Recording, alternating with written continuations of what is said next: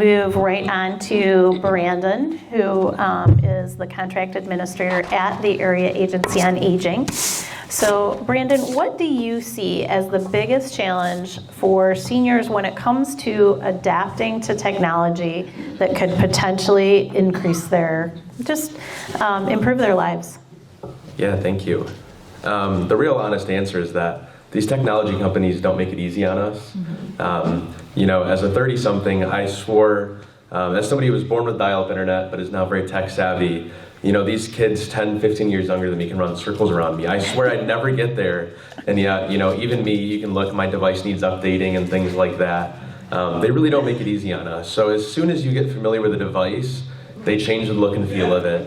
And I tell you, Zoom got so big during the pandemic, and I worked at a retirement home at the time. And guess what? You get these big, beautiful buttons up, and as soon as you're ready to touch them, they disappear.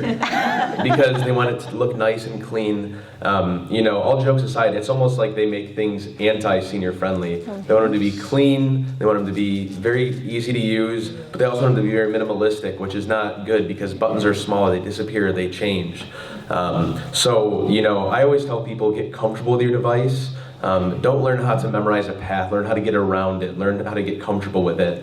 So wayfinding is really important. How to exit if you need to, get out of a screen or restart your device, those things. But access is also a real issue. The rising cost of devices, the cost of internet. We did a presentation out in a rural community out at the Scottville Senior Center a few months ago, and we were asking a lot of the participants, if they had internet. And one of them proudly said that they're digging the trenches and they'll have internet within a year or two. So it wasn't a matter of speed, it wasn't a matter of cost, it was truly a matter of geographical access. So access can be a real challenge, the cost, high-speed internet, data caps, those can be very inconvenient and can be a real challenge. But the biggest thing is honestly, it can just be really overwhelming. I get frustrated with my devices just like all of you. I push off learning this new thing or this, that. But really, if you can embrace it and try and just hit the ground running, we'll talk a little bit later here with some of the other questions about some resources in the area. But if you can get over that hurdle and see the benefits of meeting with friends or family, telehealth visits, playing games, reading books from the local library, once you get over that hurdle of, I'll give it a try, you can really embrace it and get some wonderful things with technology these days. Awesome. So what is the Area Agency on Aging? How do they support seniors who are willing to embrace technology and then not only initially learn it, but what do they do for ongoing support that's available when seniors just get stuck? Because I know, frankly, I know just enough to be dangerous, and then I get stuck and I cry uncle and I have to call my now 17-year-old, or my husband, and he's like, well, I can't help you over the phone. But it's frustrating. Yeah, so the Area Agency on Aging has worked in this space for some time. Our focus has definitely increased following the pandemic. And we've been really listening to the community, exploring what those solutions look like. Available on our website, we have a series called Making It Easier or Making IT Easier.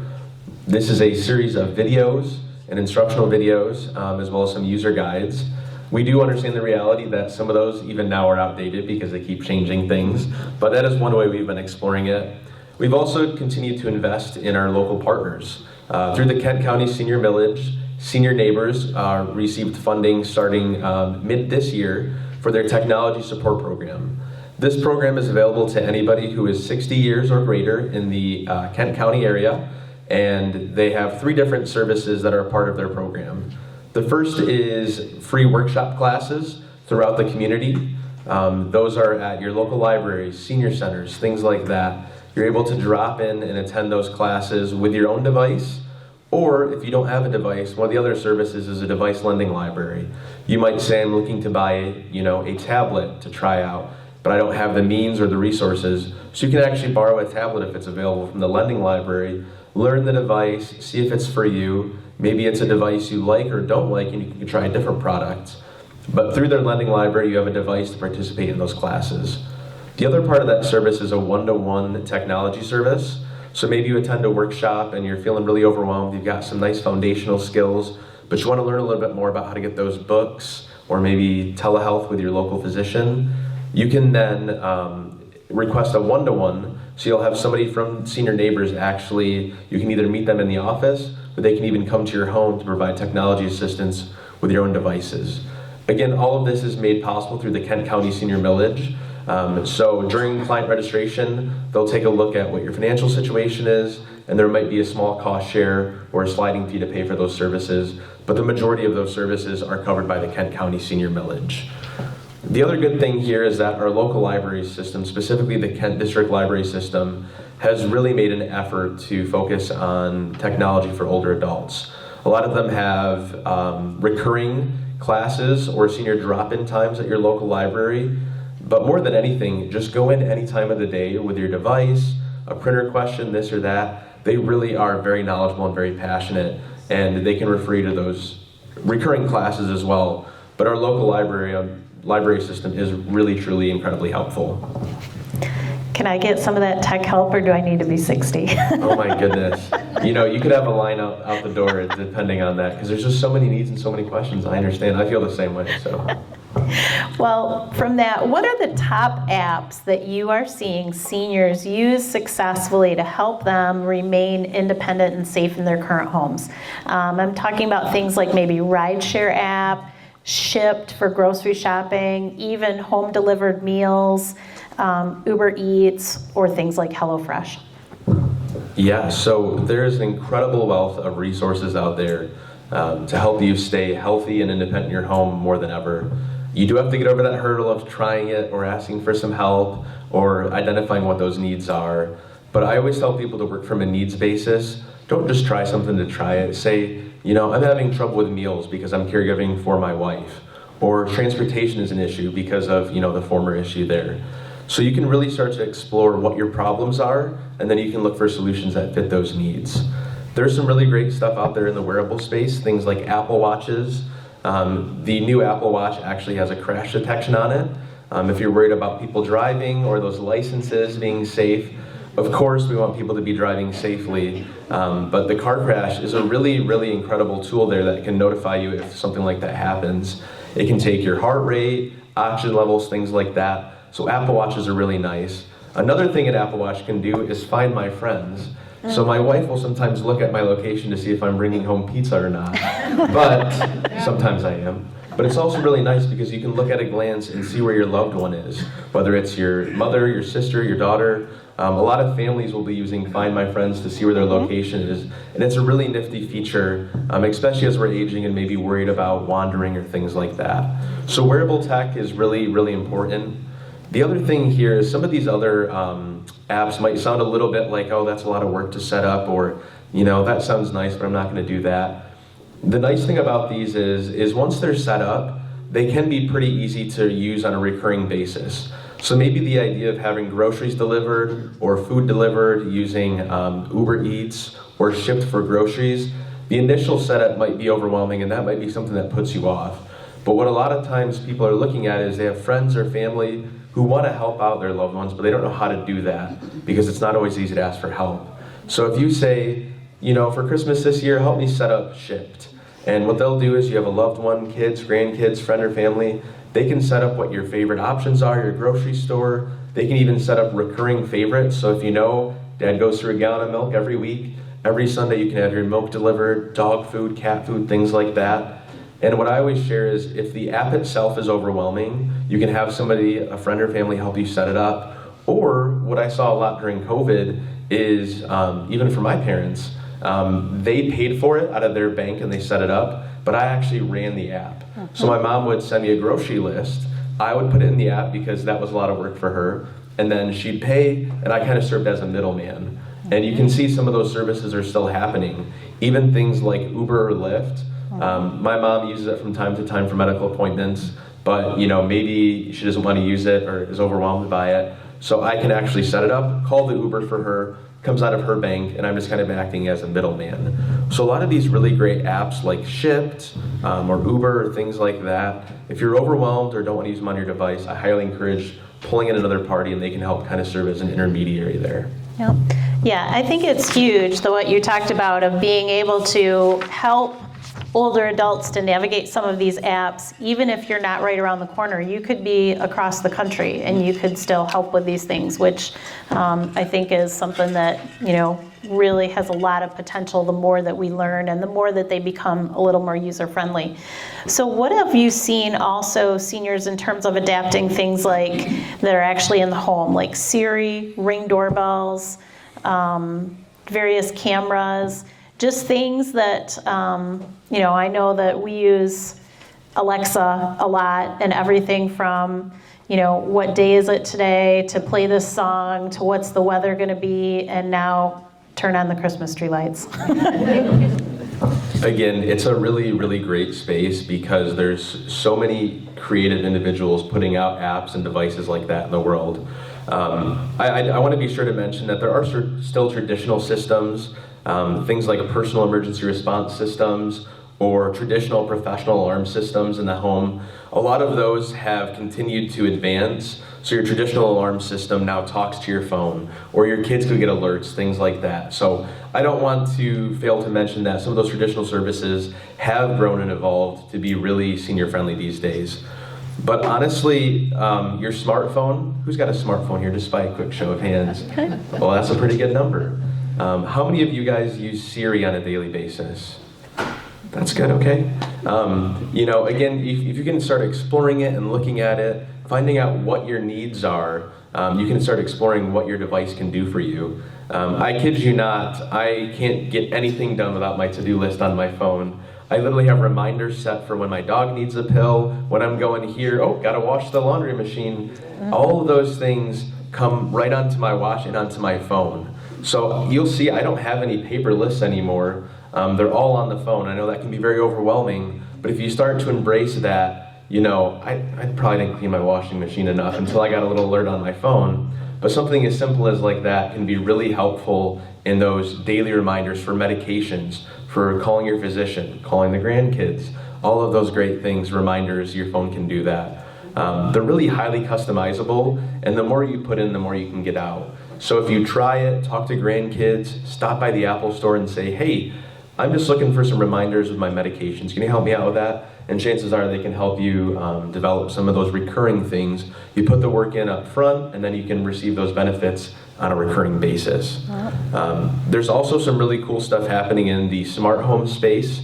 Things like Google Home, which is an internet-based service that can really tie into all different types of electronics.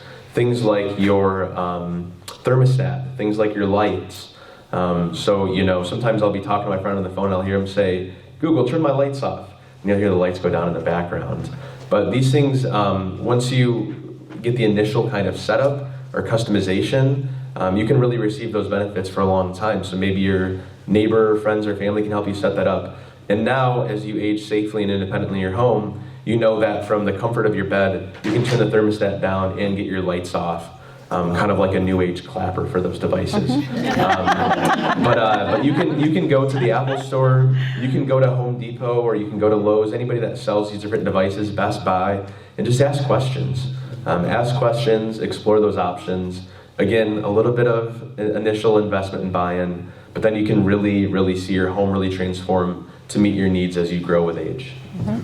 One thing that I found, I want to say it's been maybe 7 or 8 years now, when I took the plunge to go from a written calendar that was so close to my heart to actually doing all of my appointments online. So if maybe just picking one thing and saying, okay, from here on out, I'm gonna do that, or I'm gonna start with my contacts and putting them into the phone, or just something very, very basic. Because once you start to make that jump and really determine, wow, this really is a lot easier, and the fact that you can share a calendar with others. So if you've got grown children that take part in medical appointments for you or things like that, that can be so helpful to be able to be looking at the same thing from two different places. So, Brandon, the last question is, how are you seeing seniors use technology to help combat loneliness with things like, FaceTime and Zoom? We certainly saw that during the pandemic, But even now, as we're going into the winter months, when we all kind of look outside and go, no, not doing it. How can we do that more online? Yeah, just to follow up on your comment too about, one step at a time, it really does take practice. It's just like any skill. If you want to pick up this new device that's new to you, that has no buttons, that doesn't look the same as it did yesterday, it does take some time. So back to that, don't just build repeatable pathways, build the confidence to move around your device, understand it. Just like any skill, practice, practice, practice, you're gonna get more comfortable and a little less frustrated. But to the question at hand, the services that you mentioned, things like FaceTime and Zoom, they're incredible tools. I know some of us have that feeling the first time we picked up the phone or saw television, things like that. The ability to connect with our friends and family is just incredible. So we all know that isolation can be really, really dangerous. It's not good for the soul, not good for our physical spirit, not good for our body. So with the advancements of technology, the bar has never been lower to enter. Your cell phones, we saw those hands go up, which means you can FaceTime with friends and family. You can really be creative with some of those ways too. Play Yahtzee with the grandkids on the other side of the country. You can each use your own dice. Don't cheat. But you can play Yahtzee, things like Mad Libs. You can really find that some games work really well, or reading a story together work really well over Zoom. So a lot of times in the pandemic, we saw people call their family, "Hey, how you doing? Good." And it kind of in there. They have the same conversation. But have fun on those calls. Make a visit out of it. Make it something special. Games, story time, Mad Libs. There's really ways to make that time just as memorable as you would in person. And again, if this all feels a little overwhelming, you've got your phone in your pocket, but you don't FaceTime on it, and the grandkids don't know you have a smartphone or things like that. Take it one step at a time. Maybe visit the Apple Store or the library, or engage with Senior Neighbors Technology Service. You don't have to say, I want to learn how to use my phone. That's a big goal. Break it down into little smaller goals and say, I want to see my grandkids that live in San Diego, or I want to play that Wordle friend game with all the words that everybody's talking about. How do I do that? Mm-hmm. So you can really start small and see how some of these can really help that. Even things like the library. Any avid readers out here? I was listening to an audiobook on the way here. That's really great. That's really engaging. That really fills my soul. And that's all through the library. That's free to me as a resident here in Kent County. So you can really look at, what does engagement mean to me? What does socialization mean to me? And then look at the different apps and things like that on your device that can help you meet those needs and those social needs.